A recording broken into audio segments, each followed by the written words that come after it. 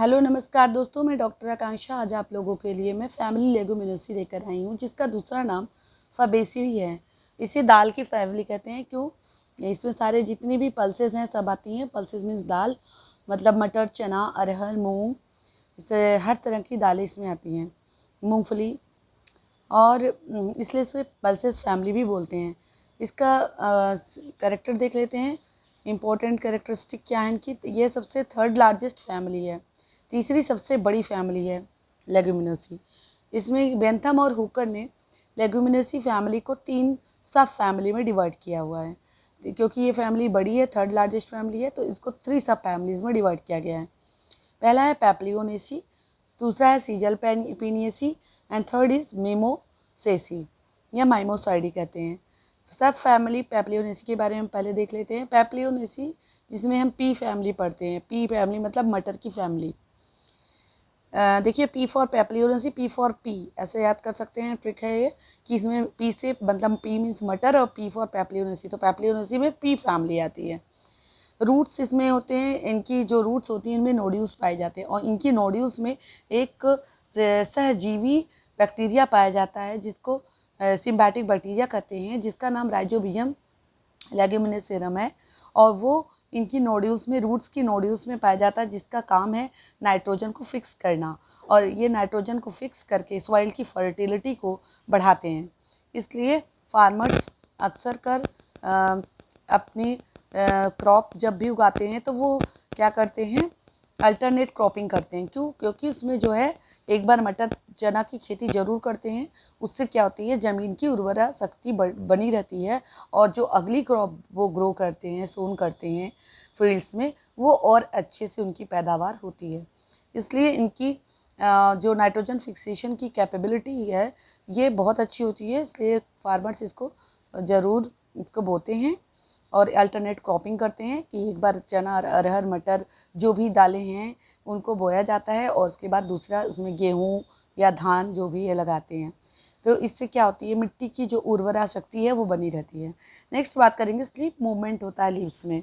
इनकी पत्तियों में क्या होता है, स्लीप मूवमेंट, कि जब रात होती है, नाइट के समय इनकी लीफ जो होती हैं वो वर्टिकल पोजीशन में हो जाती हैं।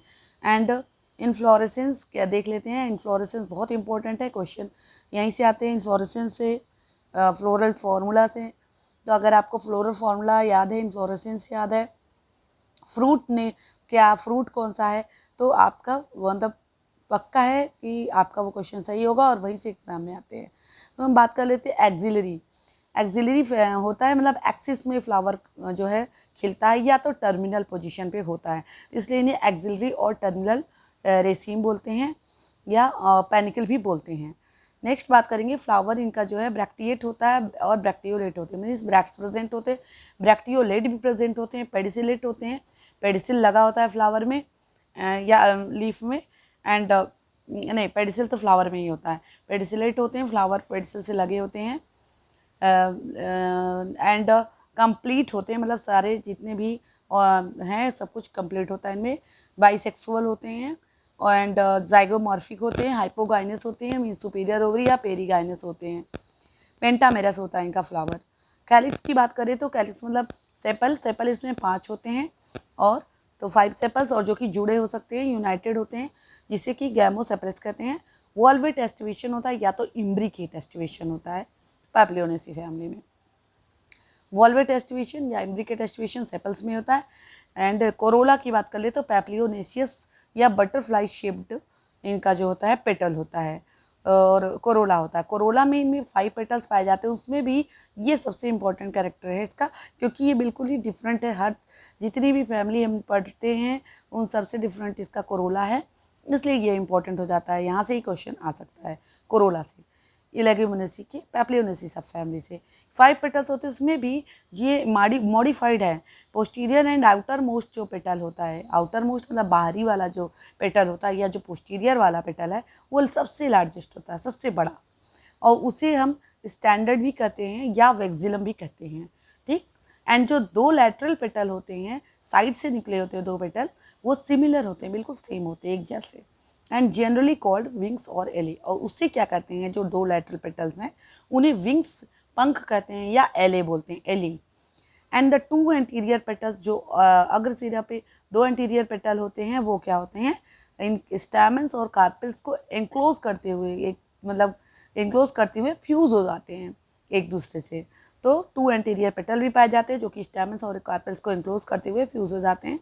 एंड कार्पेल्स आर कॉल्ड, इस तरह के जो कार्पेल्स होते हैं जो कि फ्यूज हो रहे हैं स्टैमेंस और कार्पेल्स को एंक्लोज करते हुए, उसे कील या केराइना कहते हैं। ये पता होना चाहिए आपको, बहुत इंपॉर्टेंट है, यहाँ से क्वेश्चन आता है और आया भी एग्जाम में। कील या केराइना कहते हैं जो पोस्टीरियर वाला, नहीं एंटीरियर पेटल होते हैं जो कि स्टैमेन और कार्पेल को घेर रहे हैं या एनक्लोज कर रहे हैं। एंड्रोसियम इनमें 10 होते हैं, 10 स्टैमेंस होते हैं। 10 स्टैमेंस में 9+1 की पोजीशन में ये अरेंज्ड होते हैं। स्टैमेंस मतलब 9 बिल्कुल जुड़े होते हैं एक दूसरे से, और 1 एकदम अलग होता है, वो फ्री होता है।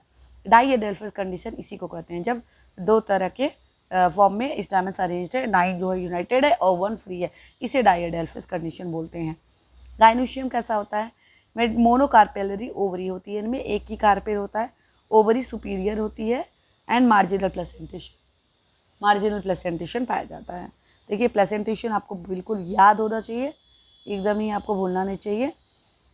तो जो लेग्यूमिनेसी है या इसमें पैप्लियोनेसी फैमिली, उसमें मार्जिनल प्लेसेंटेशन होता है गाइनोशियम में। अब बात करेंगे फ्रूट की। फ्रूट होता है लेग्यूम या पॉड कहा जाता है इसको, फ्रूट को। नेक्स्ट बात करेंगे कि जो पी है इसमें एस्टिवेशन कैसा होता है, वैक्सिलरी एस्टिवेशन होता है। कैसा होता है, वैक्सिलरी एस्टिवेशन।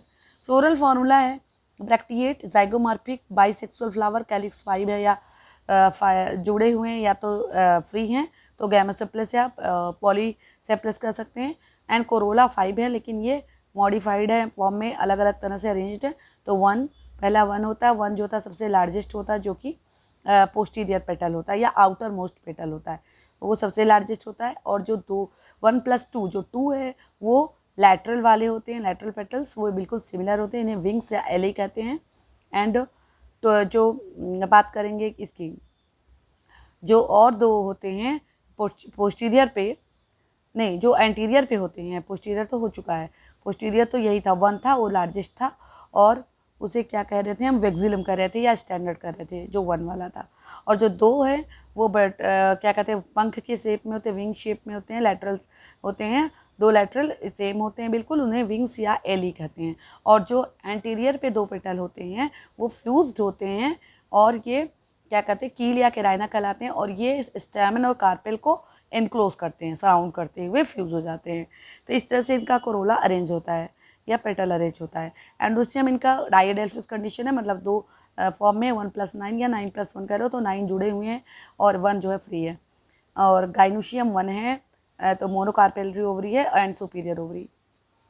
इकोनॉमिक इंपॉर्टेंस की बात कर ले तो फूड इसमें पल्सेस की तरह यूज़ करते हैं, दालों की तरह, जैसे पाइसम से टाइपम जो कि मटर का प्लांट है, और साइसर एरेटिनम जो कि चना है, कैजनस कैजान अरहर, विंगा रेडिएटा ये भी दाल की स्पीसीज है, विंगा मुंगो मतलब मूंग की दाल है, फैसियोलस वल्गैरिस एंड बात करेंगे ग्लाइसिन मैक्स जो कि सोयाबीन है, सबसे ज़्यादा प्रोटीन पाया जाता है ग्लाइसिन मैक्स में। एरेकिस हाइपोजिया जो कि मूंगफली का पौधा है, एंड लेथाइरस सेटाइपस जो कि खेसारी दाल कहते हैं, इसको खाने से बहुत बार लेथाइरिज्म हो जाता है जो कि एक बीमारी है, डिजीज़ है। टिम्बर भी इससे प्राप्त होता है, टिम्बर डेल्बर्जिया सिस्सो एक तरह का ट्री है जिससे टिम्बर प्राप्त होता है। नेक्स्ट बात करेंगे ऑर्नामेंटल्स में भी यूज़ होते हैं, जैसे कि ब्यूटिया मोनोस्पर्मिया जो कि पलास के फूल होते हैं, बहुत अच्छे होते हैं, सुंदर होते हैं पलास के फूल, और इसे फ्लेम ऑफ फॉरेस्ट क्योंकि बहुत जल्दी जलती हैं इनकी लकड़ियाँ जो होती हैं, तो इसलिए फ्लेम ऑफ फॉरेस्ट कहते हैं ब्यूटिया मोनोस्पर्मिया।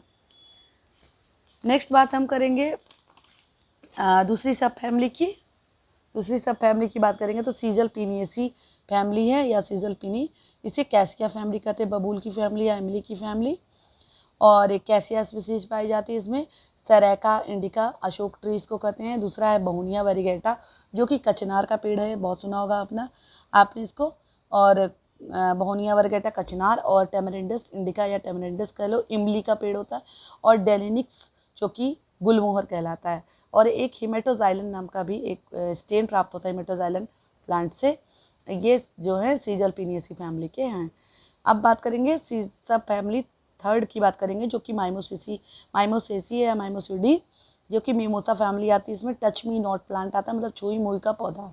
और इनके एक सबसे इम्पोर्टेंट का जो करेक्टरिस्टिक फीचर है वो है फिल्लोड इसमें पाया जाता है, जो माइमोसिसी का प्लांट है इसमें फिल्लोड पाया जाता है। फिर फिल्लोड क्या होता है, जब लीफ की जो पेटियोल होती है, मतलब पत्ती की जो डंठल होती है, वो मॉडिफाई हो जाती है, एक फ्लैटेंड लीफ लाइक स्ट्रक्चर बना लेती है, बिल्कुल चपटी, बिल्कुल पत्तीनुमा संरचना बना लेती है जब लीफ की पेटियोल, उसे ही क्या कहते हैं, फिल लोड कहते हैं। और ऐसा कुछ प्लांट्स में देखने को मिलता है, जैसे कि अकेसिया बबूल के पेड़ या और भी हैं अकेसिया की स्पीसीज।